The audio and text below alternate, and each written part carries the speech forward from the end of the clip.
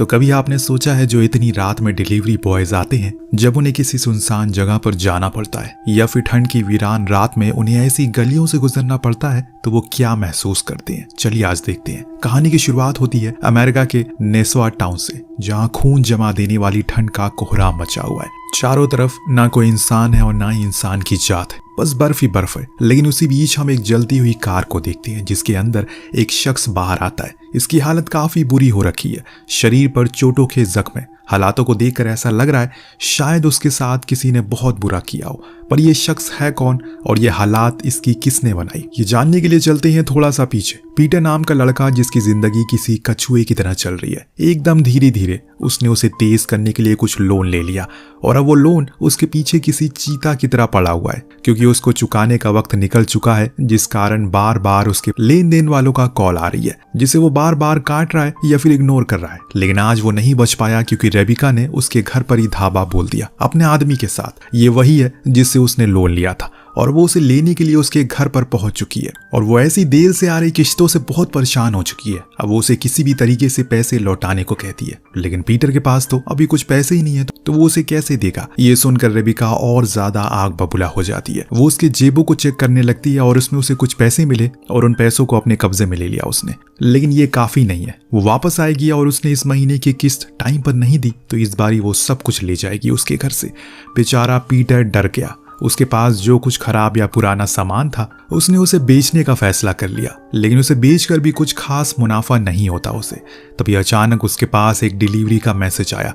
वो सीधा रेस्टोरेंट पहुंचा, ऑर्डर रिसीव कर लिया। इस बारी मैनेजर से खास तौर पर उसे चेतावनी थी कि अगर इस बारी उसका ये ऑर्डर टाइम पर नहीं पहुंचा तो उसे दोबारा कोई ऑर्डर नहीं मिलेगा। पीटर समझ गया, इसीलिए वो इस बारी पूरी समझदारी के साथ ऑर्डर लेकर निकला और बर्फ से ढकी सड़क पर कार को भगाने लगा ताकि सही टाइम पर डिलीवर कर सके। लेकिन इस बीच उसके सामने एक आइस कटर ट्रक आ गया जो उसे साइड ही नहीं दे रहा था, इसीलिए उसने उसे ओवरटेक कर लिया और आगे निकल गया। लेकिन दोबारा से वही ट्रक उसे इस बारी हॉर्न देने लगा, लेकिन पीटर के लिए कोई नई बात नहीं है और इसीलिए उसने इग्नोर किया और आगे निकल गया। आज उसे कई दिनों बाद टाइम से पहले ऑर्डर पहुंचाया था जिससे उसे खुद काफी खुशी होती है, इसीलिए वो दूसरे ऑर्डर के लिए रेस्टोरेंट पहुंचा जहां से पिक करने के वो दोबारा निकल पड़ा। एक बार फिर वही ट्रक उसके सामने आ गया, लेकिन इस बार वो उसे साइड नहीं देता बल्कि उसके साथ थोड़ी मौज मस्ती में लग गया। थोड़ी देर के बाद वो उसे हाथ से इशारा करता है कि वो आगे जा सकता है, लेकिन जैसे ही पीटर ने कार की स्पीड को तेज किया उधर से अचानक से एक कार आ गई और ये देखकर वो एकदम से थम गया और वहीं रुककर सोचने लगा कि वो बाल बाल आज उसकी जान बची है। लेकिन इससे उसे ट्रक वाले पर बहुत गुस्सा आता है। खैर धीरे धीरे करके अब अंधेरा भी होने लगा है, पर इनका चूहा बिल्ली का खेल अभी भी चल रहा होता है। पर शुक्र है कि उस समय वहां टाउन का शेरिफ आ गया जिसे देखकर ट्रक ड्राइवर पीछे हो गया और पीटर वहां से आगे निकल गया। आज का दिन सिर्फ 2 ऑर्डर उसने पूरे किए और अब तो टाइम भी खत्म हो चुका है और इसीलिए अब कोई ऑर्डर नहीं आने वाला। तो उसने कुछ और पैसे कमाने के लिए जुआ खेलने का मन बनाया। उसमें भी उस बेचारे की किस्मत ने उसका खेल नहीं, उसका साथ नहीं दिया। आधे से ज्यादा पैसे वो हार चुका है और इस बुरी किस्मत को लेकर वो बाहर आता है, लेकिन फिर उसका सामना उसी ट्रक से हो गया। उसे देखकर अब उसके अंदर बहुत गुस्सा आ चुका है। वो अपने पैसे हार गया, ऊपर से सुबह से इस ट्रक वाले ने उसका जीना हराम किया। पीटर ने स्पीड तेज करके उसके विंडशील्ड पर जूस फेंक दिया और इसे वो थोड़ी देर रुका, लेकिन दोबारा से चलना शुरू कर दिया, वो भी दुगनी स्पीड में। वो बार बार वो पीछे से टक्कर भी मार रहा है। ये सब देखकर पीटर की हालत टाइट हो गई कि ये क्या कर रहा है, कहीं वो उसे मारने के मूड में तो नहीं है। उसके दिमाग में ये सब चल ही रहा होता है कि तभी उसने अपनी सारी लाइट को बंद कर दिया। ये देखने के बाद तो उसके ठंड में पसीने छूट गए, लेकिन फिर भी उसने स्पीड को कम नहीं किया और जैसे तैसे करके टाउन में पहुंच गया, जहां पर एक कैफे में बैठकर उसे थोड़ा सा सुकून मिलता है। लेकिन शायद ये उसकी आखिरी सुकून भरी सांस हो सकती है, क्योंकि आगे जैसे जैसे कहानी बढ़ती जाएगी वैसे वैसे करके इस कहानी में रोमांच और थ्रिल अपने उफान पर आएगा। बस आप बने रहिए। तो अब जब पीटर कैफे में होता है तो वहां उसके पास शेरिफ आया, जिसे उसने एक ही सांस में सब कुछ बता दिया। ये सुनने के बाद वो कहता है, क्या तुम उसे पहचानते हो या फिर उसके ट्रक का नंबर तुमने देखा है? लेकिन पीटर के पास दोनों ही सवालों का कोई जवाब नहीं था। इस बीच हम देखते हैं कि एक अजीब सा बूढ़ा शख्स इन दोनों की बातों को बड़े ही गौर से सुन रहा है। अब शेरिफ को वहां से जाना होगा, लेकिन उसके जाते जाते उसने तसल्ली दी अगर कुछ भी होता है तो वो उसे बेझिझक कॉल कर दे, वो उसकी मदद के लिए आ जाएगा। बाहर आकर जब वो कार में बैठने लगा उसके पास एक डिलीवरी का मैसेज आया, जो देखकर वो खुश हुआ क्योंकि उसे थोड़े और पैसे मिल जाएंगे इसी बहाने। इसीलिए वो तुरंत ही उस कैफे गया, ऑर्डर को लिया। उसने जब उसे ड्रॉप एड्रेस देखा तो चौंक गया, क्योंकि वो पहाड़ी के उस साइड था जो यहाँ से कुछ दूरी पर है। अब पैसे अच्छे मिल रहे तो इसे करने में क्या ही खामी है। और तभी उसे दोबारा उसी ट्रक के हॉर्न की आवाज आई। ये सुनने के बाद उसके तो रोंगटे खड़े हो गए। वो फौरन जाकर अपनी कार में बैठने लगा। इतने में उसके सामने हम उसी बूढ़े शख्स को खड़ा देखते हैं जो उसे कैफे में देख रहा था। उसने पीटर से पूछा, क्या तुम पहाड़ी के उस पार जा रहे हो? तो उसने सर हिलाते हुए कहा कि हाँ, वहीं जा रहा हूं। और तब वो उसे एक घटना के बारे में बताने लगता है, कैसे सालों पहले कुछ रशियन क्लाइंबर उसी पहाड़ पर गए थे लेकिन कभी लौटे ही नहीं। उन सभी की एक रहस्यमयी तरीके से मौत हो गई। तुम जरा संभल कर जाना। तो पीटर ने कहा कि ठीक है। फिर वो सफर पर निकल गया। थोड़ी देर के बाद घर के बाहर जा खड़ा हुआ, लेकिन वो लॉक था। डोर पर एक नोट था, लिखा था, खाने का सामान वहीं रख दो और टिप लेकर चले जाओ। ये टिप को देखकर वो खुश होता है क्योंकि उसने इस खतरे को मोड़ लेकर यहाँ आया और इतना तो उसका बनता था। अब वापस वो बड़ी खुशी के साथ जा रहा होता है, पर अजीब सा एहसास उसे हुआ। एकदम से चारों तरफ खामोशी सी फैल गई कि तभी उसकी नजर अपने पीछे खड़े उसी ट्रक पर गई, जो देखकर उसका गुर्दा एकदम से बाहर आ गया। पर वो हिम्मत करके इस बारी उसके करीब गया ताकि पता लगा सके कि आखिर अंदर है कौन। ट्रक पूरा खाली था। क्या यही इस ड्राइवर का घर तो नहीं है? कार में वापस आकर उसने वही टिप वाला लिफाफा खोला। उसमें सिर्फ $14 थे, जो देखकर उसके तन बदन में आग लग गई। इतनी ऊपर आने के बाद सिर्फ $14 कौन देता है? इसीलिए वो गुस्से में गेट पर गया और तेज तेज नॉक करने लगा, लेकिन अंदर कोई नहीं था। अचानक से कोई बगल से तेजी से गुजरा और वो उसे देख ना सका। इसी दौरान पीटर को एहसास हुआ शायद गेट तो खुला हुआ है, बस अंदर उसे पुश करना है। उसने ऐसा ही किया, सीधे अंदर पहुंचा। वहां मिस्टर ब्लो तो थे ही नहीं। पीटर को ये लगने लगा कि कहीं मिस्टर ब्लो वो ड्राइवर दोनों मिले तो नहीं है, और इसीलिए उसे बात करते ही यहां से जाएगा, क्योंकि उस ड्राइवर ने उसकी नाक में दम कर दिया। ऊपर से उन्होंने इतनी कम टिप दी है, इससे अच्छा ना ही देते। उसे कुछ खास तो नहीं मिला, लेकिन हाँ, एक आईडी कार्ड जरूर मिल जाता है। हो सकता है कि उसी ड्राइवर को। इसीलिए उसने उसे उठा लिया ताकि शेरिफ को दिखाकर उसकी कंप्लेन कर सके। अब जब वहां उसे कुछ नहीं मिलता तो वो बाहर का रुख करता है, लेकिन तभी बेसमेंट से आई एक अजीब सी आवाज ने उसका ध्यान अपनी तरफ खींचा। उसने मजबूरन वहां जाना ही पड़ा, और जब वो अंदर गया तो उसके होश उड़ गए। वहां असल में एक लड़की को बांध कर रखा गया था। ये देखकर उसके होश उड़ गए। पीटर ने फौरन उसके हाथ पैर खोले और उस लड़की को ये लगने लगा कि यही वो कातिल है जो उसे मारना चाहता है। इसीलिए वो उस पर ही वार करने लगी।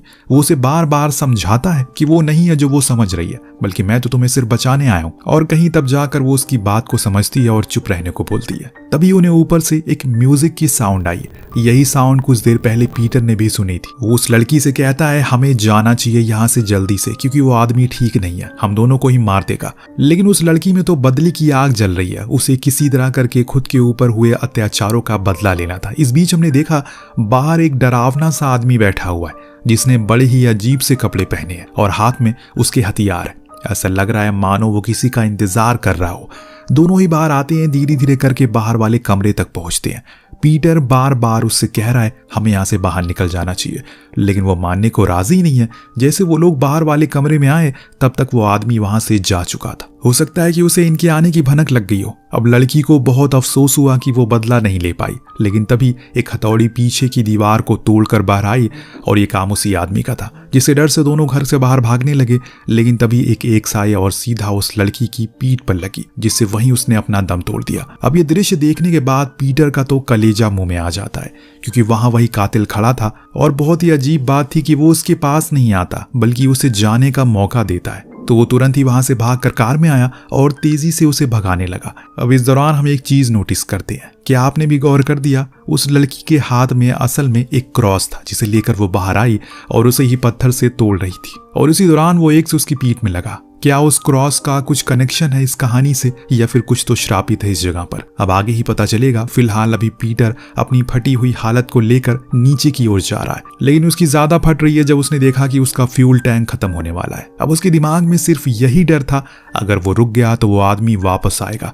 लेकिन उससे भी बड़ा सवाल ये था, अगर वो आदमी चाहता तो उसे ऊपर ही मार सकता था आसानी से, लेकिन उसने उसे जाने क्यों दिया? क्या उसका कोई मकसद है, या फिर कुछ और बात है जो अभी तक हम जान नहीं पाए? तेजी से नीचे आते समय अचानक से उसके सामने एक कार आ गई, जिसकी लाइट से वो थोड़ा सा डिसबैलेंस हो गया, लेकिन आखिरी समय पर उसने खुद को किसी तरह संभाल लिया। दरअसल ये कार शेरिफ की थी, जो उसे रोक कर कहता है, तुम यहाँ इतनी रात को इस जगह पर क्या कर रहे हो? तुम्हें पता है ना, ये जगह अभी इस समय काफी खतरनाक है। वो बोला कि मैं सिर्फ डिलीवरी के लिए आया था। उसने ये बताने की हजारों बार कोशिश की कि ऊपर उसने अभी क्या अनुभव किया है, लेकिन हर बारी नेथन उसकी बात को काट कर कुछ और कहने लगता है, जिसे मानो वो उसकी बात को सुनने को राजी नहीं है। ये देखकर पीटर परेशान होकर बोला, ऊपर उसने अभी एक लड़की का खून होते हुए देखा है, जिसने उसका कत्ल किया वो ऊपर एक घर में है। नेथन उसे गुस्से में कहता है, वो घर सालों से बंद है और हम वहां पर कई बार जा चुके हैं। पीटर के कपड़ों पर लगे खून पर गई, जो देखकर उसने उसे तुरंत ही बाहर आने को कहा। हालांकि इस दौरान वो उसे बार बार समझाता है ये खून उसी लड़की का,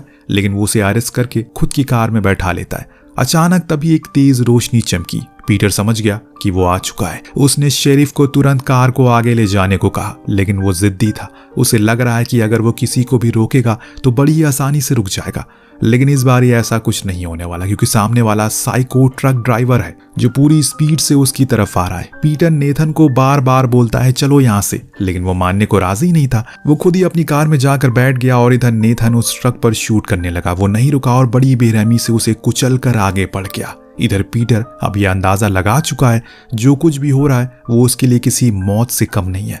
बीच बीच में वो खुद के फोन को चेक करता रहता है, लेकिन वो बंद पड़ा था। शुक्र है कुछ दूर आने पर उसे एक गैस स्टेशन मिल गया। अपनी ही कार में फ्यूल भरा और अंदर जाकर क्लर्क ने कॉल करने की सिफारिश की। जब उसने उसके हाथों में हथकड़ी देखी तो शक की आवाज से पूछा क्या वो जेल से भागा है, पर वो उसे इनकार करता है, ये कहकर कि ऐसा कुछ नहीं है, वो बस मुश्किल में है। तो अब बाहर जब वो निकला तो वहां एक और आदमी खड़ा था। उसने उसे भी फोन की गुजारिश की, पर इतने में पीटर की नजर उसी ट्रक पर पड़ी जो तेजी से उसकी ओर आ रही थी। इसीलिए उसने तुरंत ही कार को भगा दिया, पर उसके दिमाग से यह निकल गया उसने फ्यूल पाइप तो निकाली ही नहीं। इसी चक्कर में आगे जाने पर कुछ दूर बाद वो पूरा पेट्रोल पंप आग के हवाले हो गया, क्योंकि वहां खड़ा एक बंदा सिगरेट पी रहा था। अभी भी वो ट्रक उसके पीछा नहीं छोड़ रहा और ऐसा लग रहा है मानो आज वो उसकी जान लेकर रहेगा। अब यहाँ पर खुशकिस्मती से पीटर का फोन चल पड़ा। जैसे ही फोन खुला उस पर ढेर सारे ऑर्डर के नोटिफिकेशन आने लगे। अपनी इस किस्मत पर पीटर फूट फूट कर रोने लगा। आखिर उसके साथ ऐसा क्यों हो रहा है? तभी उसके सामने देखा वही ट्रक खड़ा था, पर अब वो पीछे नहीं हटेगा ना ही भागेगा। उसने फुल स्पीड में कार को उसी दिशा की तरफ भगाया। ड्राइवर ने भी इस रवैये को अपनाया और उसी तरफ आने लगा, लेकिन अहम मौके पर पीटर ने स्टीयरिंग घुमा दिया और रोड पर पहुंच गया, जहां की स्पीड लिमिट 35 थी, क्योंकि वहां पर बर्फ की बहुत पतली सी परत थी। ये बात वो ड्राइवर भी जानता है, इसीलिए वो उसके करीब नहीं किया, बल्कि दूर से ही खड़ा रहकर सिर्फ हॉर्न बजाता रहा। पीटर ने देखा कि वहां की तो बर्फ चटक रही है। वो फौरन पीछे हट गया और उसी जगह से बाहर आ गया। तब तक वो ड्राइवर ने अपनी हेडलाइट को ऑफ कर दिया, पीछे हट गया और वो उस जगह से बाहर आ चुका है। लेकिन तभी एक तेज रफ्तार कार ने उससे टक्कर मार दी। ये टक्कर इतनी तेज थी कि वो वहीं बेहोश हो गया।